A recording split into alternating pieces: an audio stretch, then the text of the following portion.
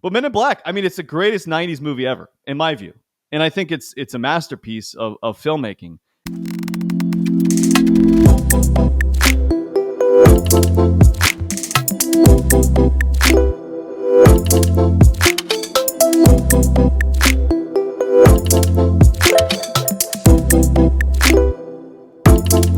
And welcome to the Pain Weekly podcast, where two part-time cinematics give their best mid-level takes on all things on screens.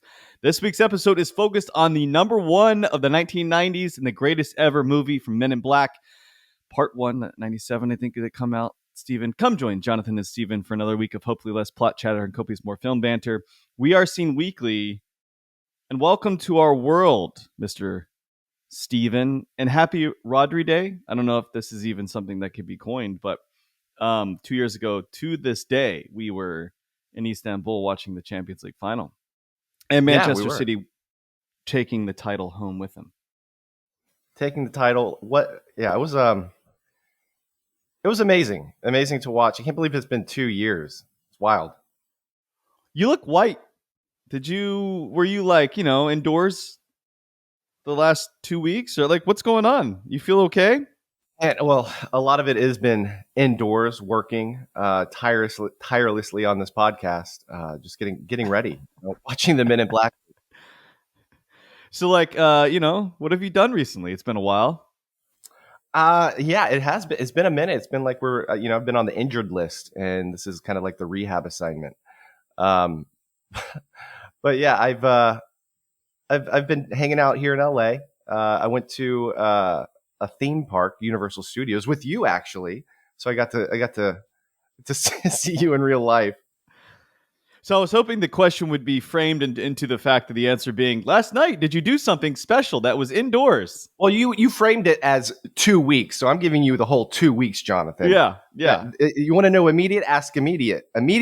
Last night. That's what I wanted. Okay, well, last night I went to a concert. You look really white, though. Like, so the effort would be like, I'm really white. I have 2 weeks of an explanation that is boiling into like basically 4 hours, aka being hungover. Yeah, You look ill. You look ill. I'll get some sun. I'll get some sun today. But yeah, I did go to a concert last night. It's all saves the day. My vocal cords are a little fried as well. Did you sing along? Do you sing along at concerts? Oh, to a saves the day concert? Yeah. I mean, what's the point of going to it if you're not going to sing along? Some people don't. You could jam out. You could do the guitar. You could be that guy in the corner. Be that guy in the corner doing the guitar. Yeah. Maybe the drums. The drums would be cool. Just kind of. Yeah. I think you'd be good at the flute, possibly, which I think actually is played in Men in Black.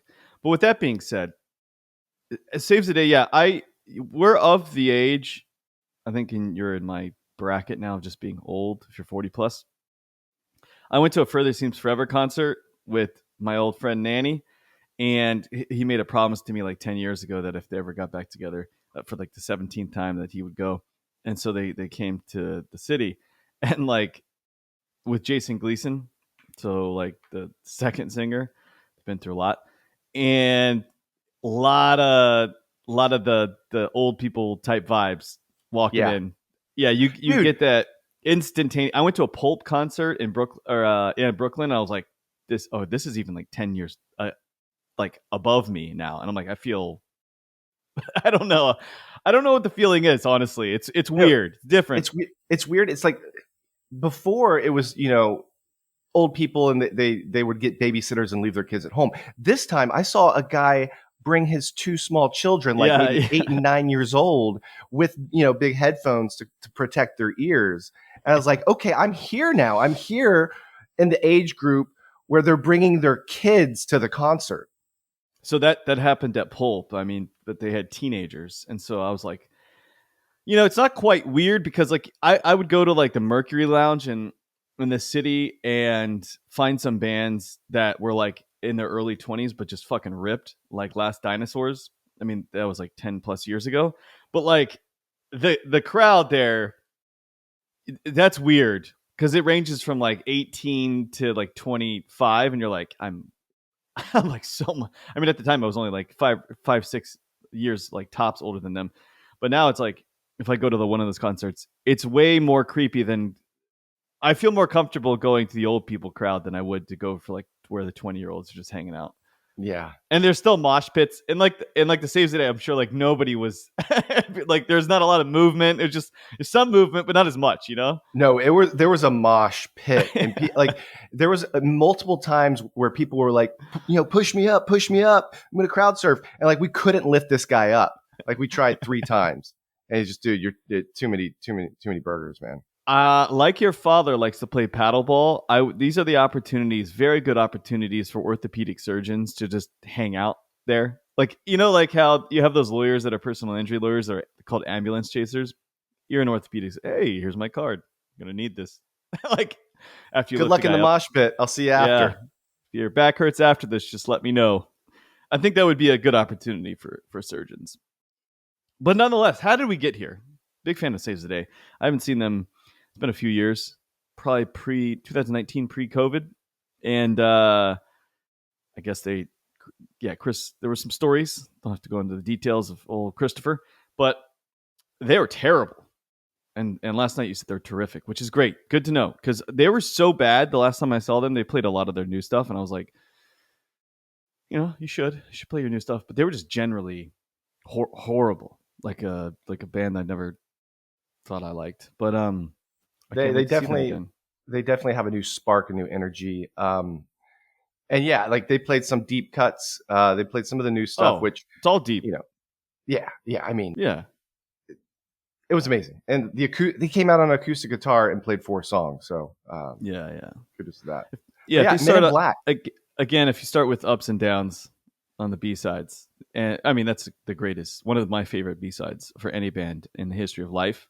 If you start with that, greatest concert. We knew where the concert was going. Yeah. That song. Yeah, that's right. And I think it's in the understudy. Where did you learn about this? Because you went to school. It would have been 2004. Yeah, it would have just come out. It probably didn't get into the veins of the teachers to put this on the screen, but it should have, in my view. 91% of Rotten Tomatoes. Barry Sonnenfeld, 1997. Are you saying this should have been taught in film school? Is that what immediately? It's an immediate masterpiece. So immediate. Okay, we're going to do film noir, and then after that, we're going to go to Barry Sonnenfeld's 1997 classic Men in Black. That's right. Yeah. Terrific. So, like, did you learn about it? I mean, I know you were in Georgia going to school, but did you learn about this? I mean, certainly you've seen it, but did you actually go into like this masterpiece?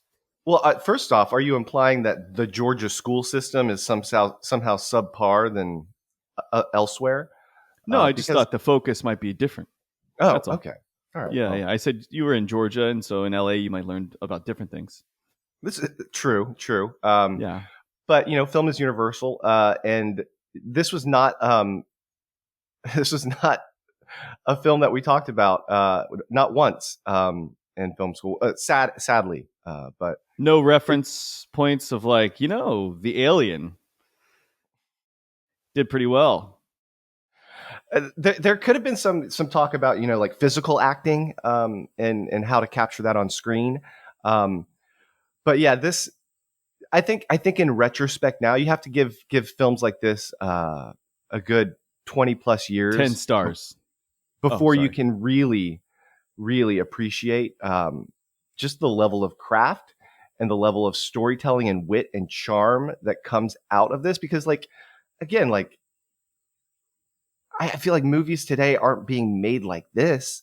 No, they're not. How is it possible that Tommy Lee Jones has always looked old? He has. Yeah. He's always that guy that's about to retire. Like No Country for Old Men was 15 years after this. Looks the same age. Yeah, it's just like I'm still about to retire. Like he's what? The fugitive. He's the like fugitive. Yeah. It's like every decade he has a movie about to retire, but he looks about like he's going to retire. Like, yeah, I don't think I can think of a Tommy Lee Jones movie where I didn't think he had his ARP card. It's just amazing. He was born like yours? That. Not yet. No, I got some time. Wasn't it you that was telling me that you can actually get one? No, not me. If I could get an ARP card, man, sign me up. Get some Is it an discounts. invitation for me to go online and actually, because I have your information? That's true. You do. You could get me I in the old think you old league. can if you're over 40. Can you not? I think it's like 55. Pretty Is sure. it, what is a retired person? I mean, the definition is 59. I think that's the earliest you can start taking out your 401k without actually violating any tax ramifications. And 65, I think. But 55, what's retirement to you? When would you like to retire? Would you retire now if you could? No, I think I'd like to have like a day to day, some kind of job to Paddleball. keep me paddleball. Well, yeah, I don't think it's called paddleball. It's called what is it? I don't Pickleball. know. Pickleball. Pickleball. Yeah, Pickleball, isn't that the one where you drink? those pickle shots. Mm. Yeah, Do you like pickle shot? Isn't it I called a took pickleback? yeah I took pickle. Well, we had like little Gatorade pickle bottles for our kickball league, and because we play kickball, we need to hydrate, and we were Yeah. also consuming a lot of alcohol. Yeah. Wait, what? Go into more detail. I was in a kickball league in Austin, Texas for about 6 years. And What? it was an adult kickball league that was pretty competitive. Some of our teammates would actually travel to Las Vegas for tournaments. Now, we would Wow. play in a league, and the team that I was on, we were called the Candy Van. Um, because it's creepy that a bunch of old We people are got it. playing kickball. We Yeah, got okay. it. Yeah. So we had merch, we had everything. We had shirts, we had hats. We were the Candy Van. And we would play teams with such names as Brown Chicken, Brown Cow, and uh, the Sofa Kings, among others. So it was a good time, but we did have a lot of pickleback shots. We would play the games very competitively, actually, but typically having cases of Four Loco back when Four Loco was like you know what it was. And then after that, we would go to a local bar that would, give the kickball players deals and discounts. And it was just, it's a fun time to be in your 20s in Austin, Texas. 6 years of complete debauchery. That's what that sounds like. You're literally bringing. I mean, it's a good thing that you were hydrated. In Austin could have some heat there. Was it in the summers? You're saying? My God. It was typically, you would have 2 seasons a year. So typically like one in the fall, one in the spring. The summer would be too hot. 6 years. That's a long time to be kicking balls. Long Yeah, I time. got pretty good at it, man. I Yeah. told you, it's competitive, like fast pitch, like curvy, bouncy kickballs just coming right at you. What was your position? I was typically good at third base or outfield because I had a strong arm. I was never a pitcher. I could never do like the control of that, but I really liked third base, outfield. Yeah. I had a friend, Woody. Shout out Woody. Have a friend. Moved back to he's a Newcastle fan, but he joined a soccer league in addition to a variety of other people. I feel like I've already said this in the podcast, but like he actually they as you are born into England, everyone plays football at some point. And so these 40 plus year olds decided that after 20 years of not playing, they're going to play again. Similar to your story of kickball, where you go to the bar prior to playing, you go after to get nightcaps basically. So and you're just drunk while you're playing. And so the very first match was this guy who actually used to play in college, but it hadn't played in 20 years. So imagine you going to sprint. I mean, which you've had less time off, but like 20 years off, and then just going to do 400-meter time, like eight times four, with like a minute rest, and be like, what's happening? Towards ACL in minutes of playing the first match. Another great opportunity for our orthopedic surgeons to be around that. Yeah. Just there you go. Case in point is basically just hang around where old people are doing things they haven't done in a long time, and you're probably gonna to reap the benefits. Yeah. But Men in Black, this is part one, and this is the synopsis according to Wikipedia. Working for a highly funded yet unofficial government agency, K&J are the Men in Black, providers of immigration services and regulators of all things alien on Earth. While investigating a series of unregistered close encounters, the MIB agents uncover the deadly plot of an intergalactic terrorist who is on a mission to assassinate two ambassadors for opposing galaxies currently in residence in New York City. Who would have thought back to back years and back to back movies that Mr. Will Smith was just going to crush it? I Crush it mean, with aliens too, like a specific genre. yeah, and hence the reason I think he was extremely apprehensive to actually sign off to Men in Black to begin with. But pretty good decision, I would say. I mean, did you know that Tommy Lee Jones went to Harvard? Did you know that? Yeah, I think he I had was no roommates with idea. Al Gore. I'm pretty sure. Was he really? Yeah, he was roommates with Al Gore. That seems like a bad roommate situation. Do you Well, agree? I just don't know what they talk about. It just seems one created the internet and the other, so I don't know. It just seems like he's about to retire. We're about to retire. Yeah, he's like, are you a professor here? Like, what's going on? No, but I mean, I wouldn't really say I'm into aliens, and I guess I have to ask the question off the back: do you believe in UFOs, or do you believe in extraterrestrial life out there It's a good besides question. of this Earth? Yeah, I think the probability of it all has to stem the fact that there's definitely like uh, some kind of extraterrestrial life force. Now, are they here among us, living among us? Who's to say? Um, Possibly. I don't know. I think I so. feel I think I've always thought you were an alien. Not always, but it was some more of like a recent event. Your aloofness, I guess, yields to the alien nature. But I will say, have you ever gone down the rabbit hole of like what is an alien, and like sightings and things of that nature? Because I think oftentimes there's like two schools of thought and or camps. It's like there's a lack of intrigue, and so like people don't give a fuck about it. And then it's kind of the complete opposite of like I am interested and I'm wasting my entire existence kind of. It's really like not somebody in between, or like you spent like a month going and losing your brain. But like there's different, I'd say there's two camps really. It's not an in between. Where do you fall? I'm on the first half of that where it's like I'm not going to spend too much of my my mental energy trying to figure out if there's aliens up in the stars and UFOs and Area 51 exists, which I think it does. But I mean, yeah, it's kind of interesting. If we have made contact and we've gleaned some of the information like Velcro from the aliens to our technology. I don't know. It's interesting because the second that we started dropping bombs on different people in the 1940s, that same time was the exact same time that UFOs became quite prevalent. It's very They're like commonality. they're like you guys need to chill. Like you guys. No, seriously. Yeah, 1947. This is like when it's the first existence of UFOs really became like a prevalent thing. And if you look, I've looked into this briefly. I haven't lost my brain, so that's the camp I'm on.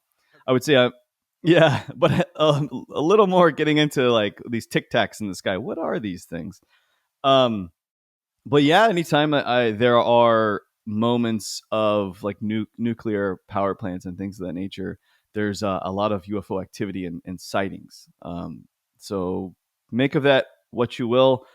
I think there is a significant amount of interest, like in those little small creatures, the M5 or H5 population that they found like 25 to 30 in the small creatures in Peru. I think there's some interest there in terms of alien life, and if they were the ones who were flying the saucers. Wait, 'Cause they wait. have, What M5 H5? I have no idea what you're talking about.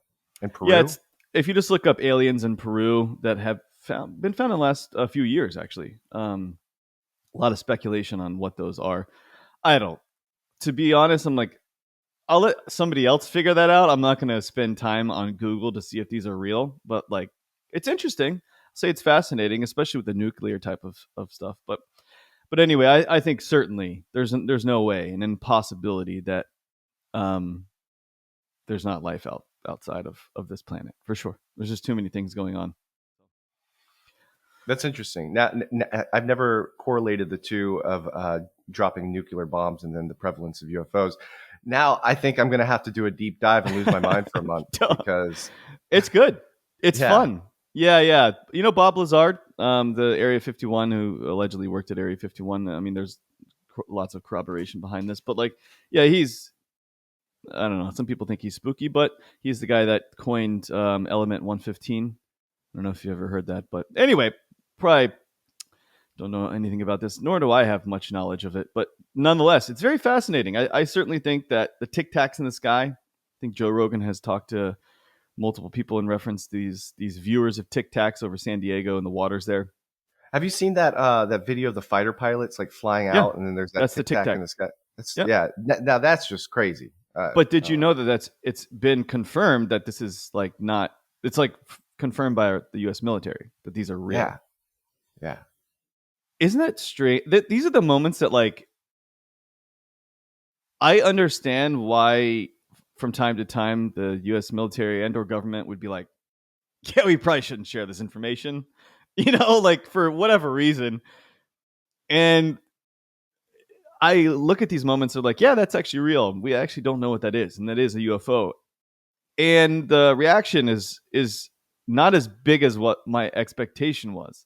Like, what is my like? I watched that Joe Rogan podcast, and I was like, there's one of the first and only I watched like door to door, like I watched every moment of every second of that, and I'm like, this is frightening and incredibly amazing.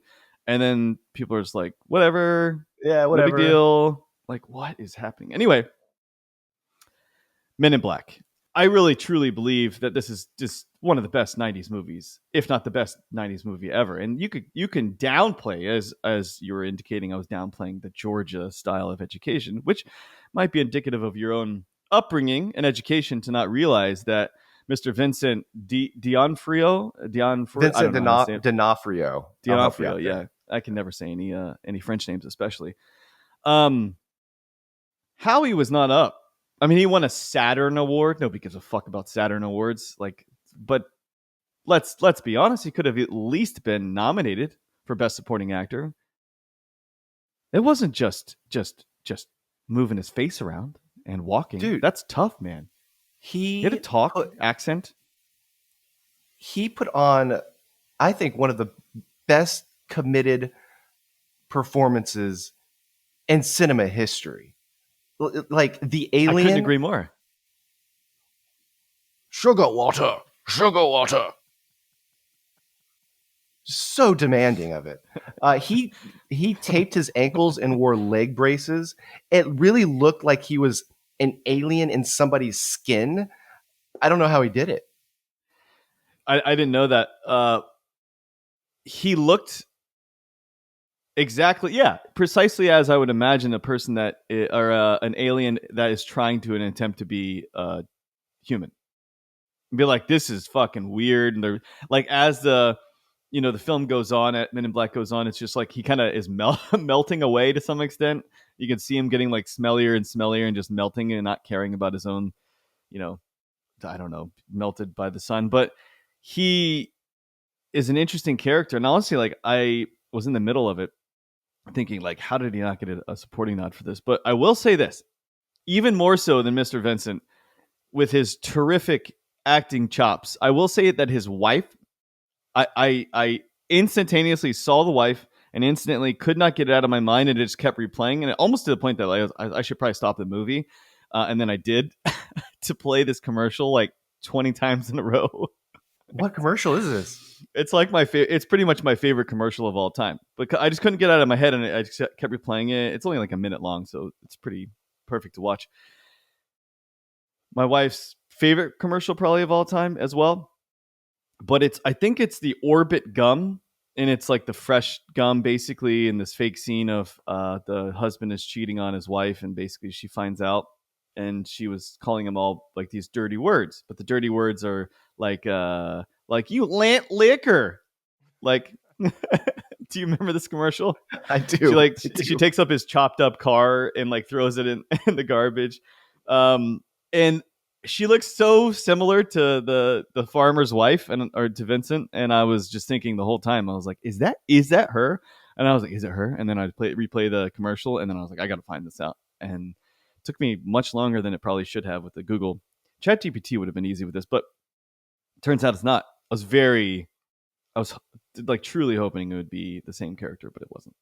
You lant liquor. Yeah. Yeah, Do you I remember that? remember that. I do. Yeah. I need to watch it again.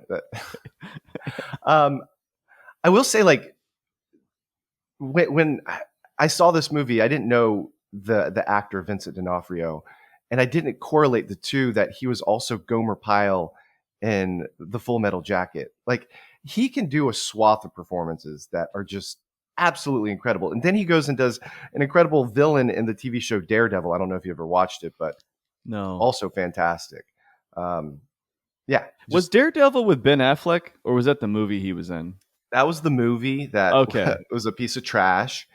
And then Netflix had the brilliant idea to launch a TV series about uh, Hell's Kitchen's blind lawyer doing justice in the streets, Matthew Murdock, and that show Hmm. kicked ass.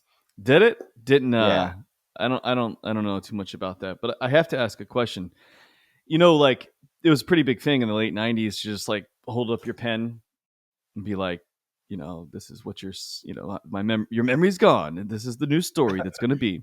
the You ever done something neuralizer. like that? Maybe hold up your sister's tampon and be like, trying to remove her memory. Not a used one, but one in which that would be Thanks for clean.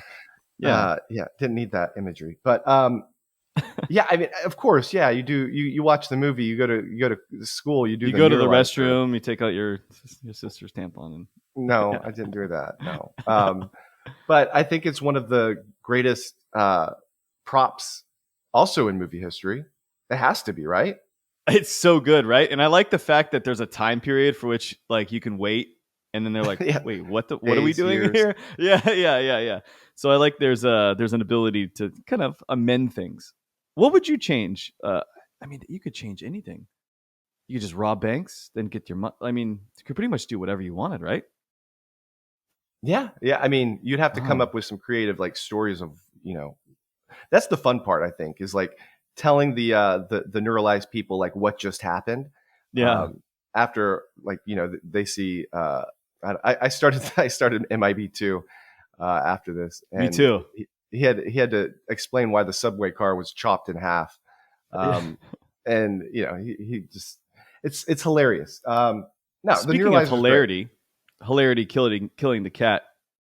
The original part of like the movie itself was when he was yet not yet an alien, old Mr. Vincent, and he's like, the only thing that works here in this family is this truck, and then that spacecraft comes and just like splits it completely in half. Oh, just I was laughing out loud. But the special effects, I don't know if this got a nod for anything other than these Saturn awards, but I was surprised that it still held, and I think this was like really on the cusp. If you actually compare this to Harry Potter 1, which is I think 2001, this is like 3 years before that, I felt that CGI and the graphics here were exponentially better. And if you go back even a little further than that to Johnny Mnemonic of the same '90s genre, boy, have things changed. But I felt like this actually held up better than if you were to look at the snake in Harry Potter 1, for Oh, example. 100%. This actually got nominated and won the Academy Award for Best Makeup. There we go. The, And the, it the should. Oscars got it right. Yeah, it should. Absolutely. I Men in Black, winning Oscars. Yeah. See? It's because it's the best movie in the 1990s. I mean, you could have a debate with you know, I mean, what's better? Mr. Sonnenfield's Wild Wild West in 1999 or Dude, this? dude, I fuck with Wild Wild West. Only because I have a I'm history not with going to I'm not going to even exaggerate. I'll go first so that we don't poison the well here. I actually think and I love Wild Wild West. I'm not even exaggerating. I thought it. Look, I don't think it was a great movie. It was just one of those like feel good, simple, awesome hook of a Will Smith, of course, creating like songs out of nowhere. Great song, but like I thought it was terrific. Great concept, everything about it, and just bombed, it. Just bombed bombed. hard, Yeah. bombed real hard. But what's your connection? Oh, I was big into Will Smith at the time because he didn't curse in his raps to sell records. Um, and I was allowed to listen to that, as a kid. And I really liked Wild Wild West. I really liked the the rap song that Will Smith made with it. I memorized the whole thing. You know, Jim West, Desperado, Rough Rider. No, you don't want nada, none of this. Six gunning this, brother, running this. Anyways, I memorized the whole thing, and shit you not, at my freshman year of high school, there was a talent contest, and me being a stupid, silly freshman, didn't have any concept of what I was doing. I signed up and I was like, I'm going to do Wild Wild West and I'm going to lip sync to it. And I had my friend from Korea who doesn't speak much English, but he can break dance because he's like a professional break dancer. And I'm going to have my other friends be like Cisco and everything like that. And we're going to do Wild Wild West. And I did it. I did it in front of my whole school. Please tell me there's video of this. Not that I know of, not that I've seen. This is a time before iPhones and things like that. So thank God. No. I have still to this day, I don't know how I got it, video from your Hawaiian days and your family that I got converted to a disc to send to you. So this was definitely after that moment, and definitely at the time that somebody could have been holding something in their hand to record you, for sure. For certain. And yeah, I know that your family had it. Something. Are you just trying to be a little shy? Don't want to put this out there because this. Dude, I wasn't shy on stage. I had a button down Western shirt, and like at the like chorus, I literally ripped it open. I don't know what I was thinking. Did you have anything underneath? Just skinny, scrawny Steven. That's it. So dumb. Did you actually lip sync or did you actually say the words like when it was on?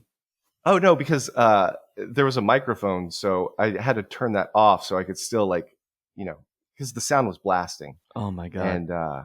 And this was like right when the movie came out. So this is not a throwback or anything like that. This is fresh. That's terrific. I mean, we have to either get AI to recreate this with your face, and if you have pictures of your friend's Korean face, that'd be fantastic. I wonder what he's doing now. I don't know. Let me read to you actually a nice review of Men in Black Part 1. This is from Arch Ducky. He's I think it's a he. A top 1% on Reddit said, surprisingly, I rented, and I don't know, is Redbox still around? Yeah, they have red boxes Still in exists? like supermarkets. Yeah. It's been a really long time since I've had anything from at least 15 years. I rented that abomination today at Redbox, and it's so bad I can't even finish it. How in the name of fuck, pretty good usage there, but by the way, did this movie ever get made? All of the special effects are CGI and they look terrible. It's just so lazy. The script is all over the place, both in tone and story, and it's not even really fun or funny. The villain doesn't make sense. I don't see how. I don't think I've ever seen such an expensive movie squander its cast like this before. This is what Sony does on its own, then I weep for the future of Spider-Man. I don't know where that reference came from. Can you believe that review? That review actually is in reference to the most recent Men in Black. I couldn't actually couldn't actually find a bad review of Men in Black Part 1. Wow. I haven't seen the most recent Men in Black. Evidently, it's dog shit. Have you? Yeah. No, I haven't. I think it's with Chris Hemsworth and some other actress. Oh wait, it's not with almost retiring Tommy Lee Jones. Oh, Tommy Lee Jones actually finally retired, and he's probably working at a post office or something. But, oh man, yeah. I have not seen this new one. It's apparently clear. It's clear that they've gone downhill a bit, kind of like Chris Hemsworth. Guess the anyway. Killing the genres. The Hemsworth family is killing the genres of like Thor, for example, and Men in Black. They tend to do that. But anyway, I couldn't find a bad review of it. It was like some people were like, you know what? I don't really think Vincent's performance was that good. Like people were saying, and then or some people were like, I don't really like Aliens, so I didn't like the movie. Okay, not your taste. I get it. All right, but this doesn't make it a bad movie. I have to say, do you know Will Smith? Because I know he's like probably above your age now. You're typically hanging out with people in their 20s. He's a little bit older than me. He has not surfaced since I've been in LA, at least to my restaurant. Love to meet him. Love to, he's got a lot of of that riz, that charisma that's carried Uh, his career. it has really carried his career more than any other person I think on earth. Oh yeah. I really miss the days of Fresh Prince of Bel Air and the bodies, like his body being thrown around and it just being completely fake. I don't know if you ever remember those scenes, but like there's one in the weight room. I think I've talked Oh about this yeah. before, but like, Yeah. yeah, like it's like he jumps and then it cuts to this fake body being thrown in that's dressed similar to him and then landing and then he lands. It's edited horrendously, but I It's just love a it. stuffed dummy doll. Yeah. Yeah, Yeah. yeah, yeah. I mean, But I that's the think reason why Barry Sonnenfeld chose Will Smith. He's like, I really like the Fresh Prince of Bel Air. I'd like him to be in the movie because originally they were going to do Chris O'Donnell, awful actor, or David Schwimmer. oh yes, you're lying to me, No, I'm not lying. and I hope Look you it are. up. I know. I wish I was. David Schwimmer couldn't have swam his way into more bullshit if he were to take this role. That would have been. They did really well. You know, I don't know what people were thinking when they actually signed on to see like, yo, actually, how is this going to work out? But I will say this: Will Smith, for his personality, probably is one of those people. If he desires to, could probably get along with any human being on Earth and have some sort of connection, and they would feel comfortable no matter where they're from. And What's up, Chris Rock? It's and I think it's clearly evident. They actually had a relationship before that slap. I wonder how it is after. I don't know. Yeah. Not so good. That was a poor decision. One of That those was a very poor decision. That was a one of bad those move, man. one of those that with each step you're I bet Will Smith this is a wish he good had idea I bet Will Smith wish he had a neuralizer after that moment and just like, on hey guys, himself. I want everybody to look into this. It Yeah. didn't happen. That would have actually been funny if he slapped and then did that immediately afterwards. Oh, put on some sunglasses and just like 'Cause, like- turn to the camera.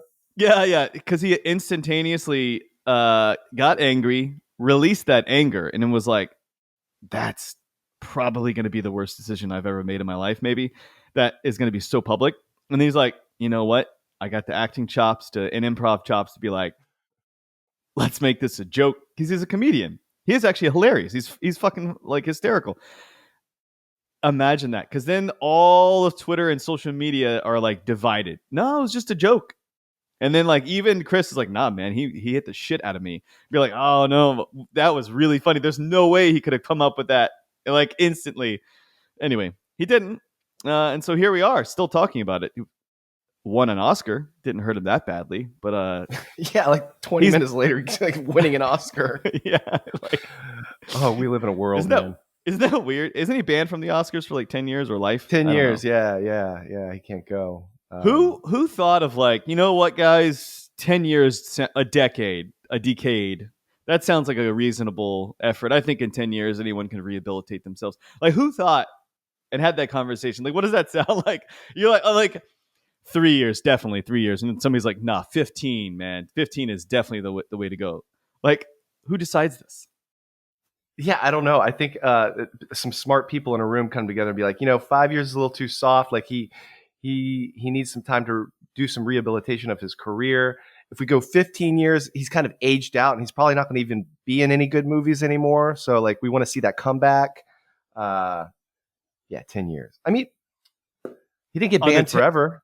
On the 10-year anniversary, what they need to have is Ricky Gervais to host. And they need to invite very clearly a Chris Rock and a Will Smith. And they need to not be sitting at the same table. So they're, of course, you get the little interaction from the side. And then you get Ricky Gervais, bless his soul, to Golden Globes the shit out of the Oscars. That's what needs to happen. That would be great. What if Chris Rock slaps the shit out of Will Smith? I mean, I think it's double indemnity. He doesn't get charged. He doesn't get any kind of like, it already happened. God. Anyway, I will say this about the directing of this film.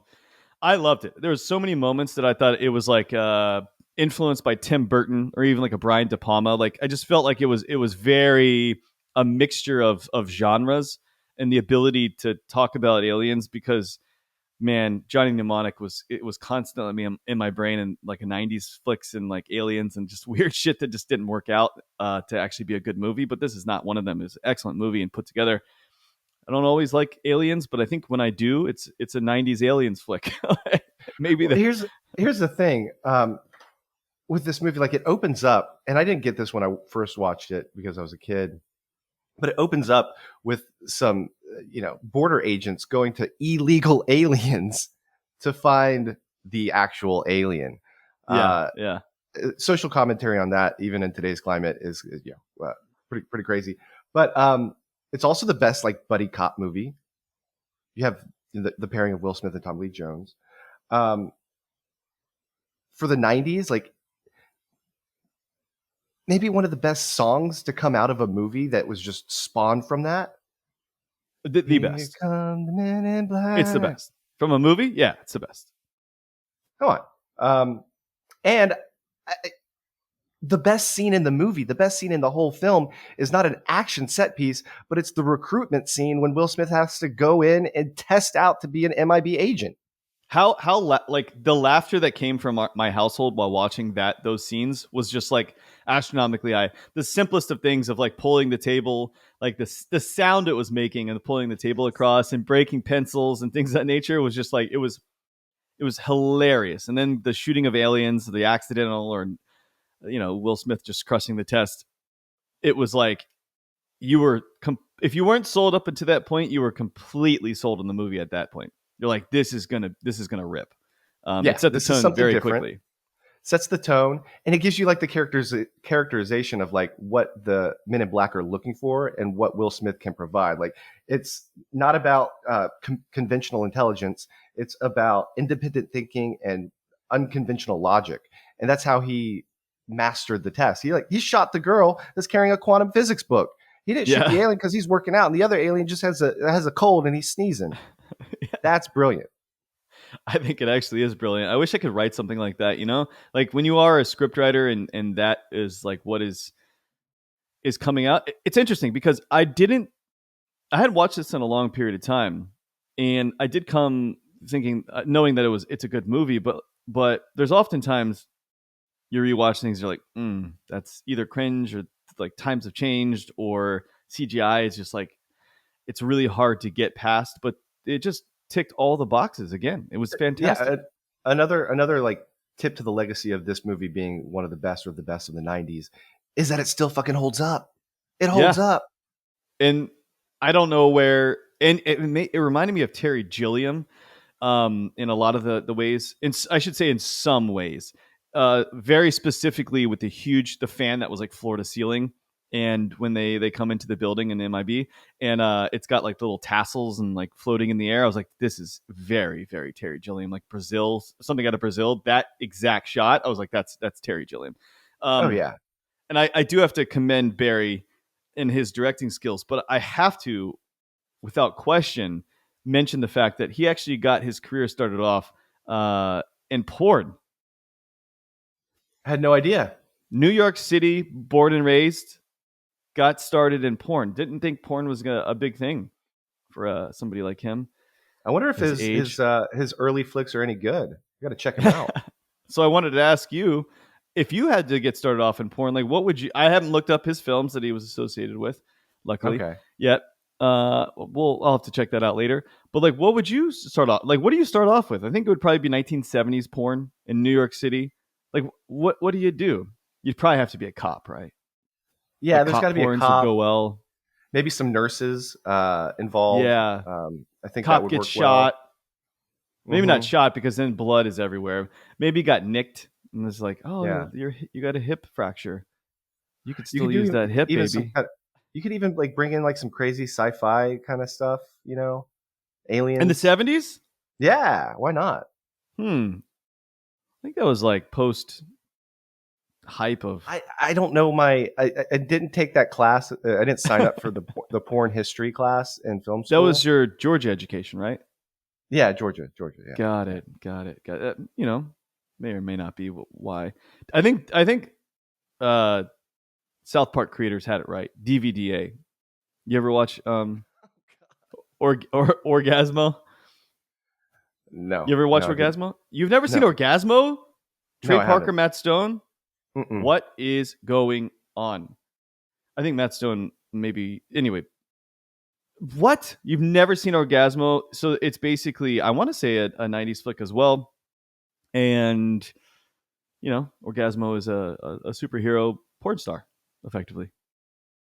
I've not even heard of it until you just mentioned it. So Oh, it's yeah, great. And yeah, their major scene is DVDA, I've double heard of that. vagina, double anal, I believe. That- And which is just outrageous. And they ever heard I think the song they wrote was from this movie. This could be completely wrong, but uh, I'm a man. I don't know if this is the exact title, but it's like, I'm a man, man, man. Now you're a man, man, man, man. It's like, is he a man or is it the titties? But he says it like, is he a man because of the titties? You've I've never heard ever that. heard I've this. heard that Okay. through osmosis of you and Mikey and everybody in the XE house. Like that. That's where I know that from. Well, that You get 99% sure that's from that movie. So anyway, you have to go watch this. That's how I perceive myself to get involved in porn, of making a movie such as that. But he actually was in, evidently legitimate porn. It's on Wikipedia, so it has to be true, Stephen. it has to be true. It has to. But Did you? yeah, go ahead. I was just gonna say like another just a shot that kind of I thought it was like a cool little Easter egg in this movie of when he's in the MIB headquarters and they show a wall of TV screens and all those people are aliens. I literally Yeah, paused it. I paused it to see like what kind of jokes they were kind of spitting out. Sylvester Stallone, Alien. Danny DeVito, Steven Spielberg, who also produced the movie. Al Roker, Newt Gingrich, George Lucas, and Dionne Warwick who's were Dionne all on the Warwick? screens. R&B singer, I believe. Yeah. Some of those I could certainly agree with. Yeah, Who, like Al Roker? Al Roker is somebody that we've met personally in real life, That's right. We did. We and did. I can confirm that it wouldn't surprise me. Because like I feel like anyone that continues to have that voice, just talking to people, Yeah. that voice, Stephen. If you're just trying to get along, but you're really trying to go into the details and very well put yourself out there in a great way. Oh, yeah. Oh, yeah. I know exactly what you're talking about, Jonathan. It's like, That dude, announcer's voice. you could just talk like we're hanging out. Oh, baby, you feel that? Oh, I've got another one coming for you. Oh, I got a few more thrusts, and I'm going to finish. It's like, does he always like? When does it stop? Do you think his shower thoughts have that same voice? Yeah, Al, you look really good right here. I think you've been losing some weight. Maybe another 10 pounds will be good. Try some biking next week. Like, what happens? Like, where does it end? Like, where does that authentic side stop? Like, where does It doesn't. I fall think off? he's committed to the bit, and that's kind of God. where he has to do it, even when he's having shower sex.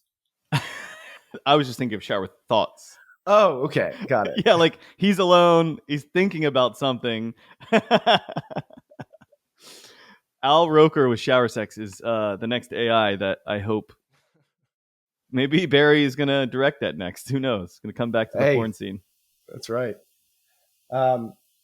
Okay, one of the best lines in the movie, and maybe one of the best lines in film, is Edgar the Bug, Vincent D'Onofrio, yelling at K and J, "You milk suckers!" Did you catch that? I had to think for a second. It's like, oh, humans are milk suckers. We suck milk. That's what we do. There's not a whole lot of milk suckers. I wonder how he would think of that because a human placed it there. Yeah, I didn't catch that at all. It's great. These mammalians. Yeah. Man, I don't know. I had a note here that makes no sense, and for some reason, do you like pierogies? Pierogies. Is that like God? Yeah, I've had a pierogi before. I'm not a huge fan. I think they're terrible, and every time I see a pierogi, I'm like, how do people like this? Maybe I've had them like they've been like severely deep fried, but nonetheless, Men in Black. Man, '97 was the year that it was the greatest year in cinema. Yeah, I was. 99, 99 Was it is, 99? yeah, yeah. But I think these 3 years, 97, No, the book 96, you got me. 99. The book I Oh, that got you was was 99.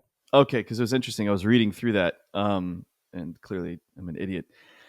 But some of it I disagree with. But the '90s cinema, and I'm beginning to believe I'm becoming that old person that is just infatuated with the '90s stuff I grew up with, Yeah. and now in complete understanding of old people saying, back in my day, we actually had music. But I will say this: I could see that in the people in the '50s, '40s. I don't really know the music, but like I could see people doing that in the '50s and the '60s, especially, and Oh yeah. especially the '70s. Like, there's so much good music from the '60s and '70s. And while I completely disagree with the '80s when people shit on the '80s music, I think it's absolutely fantastic. It's not just because I grew up there. I just think it was vastly different. And the '90s kind of was a meld of everything. I don't know if it probably is my favorite. But I think I'm that old person now that is just loving the time I grew up. But I will say this, and something that I messaged you, I don't think it's just me or you or other people. I think there's a verifiable and objective analysis to '90s items and offerings of entertainment being extremely popular with most people. Hence, my question to you: why is it every carnival you go to is playing '90s music? Like, it's '90s, mostly '90s based. And then if you actually we went to Adventureland, which is right down the street from us. It was like Hootie and the Blowfish, like the Third Eye Blind was playing, R&B generally from the '90s on like almost all of the rides. There was no like Kendrick Lamar being played. There was no like new music. There wasn't new music even in the last like 15 years being played. Life is a highway. It's like, dude, this is from the '90s, like strictly from the '90s. And then I thought, okay, well, what did they play in the '90s at these carnivals and these destinations? I was like, they played the current music. They would literally play the current music back then. Life is a Highway was a crushing hit.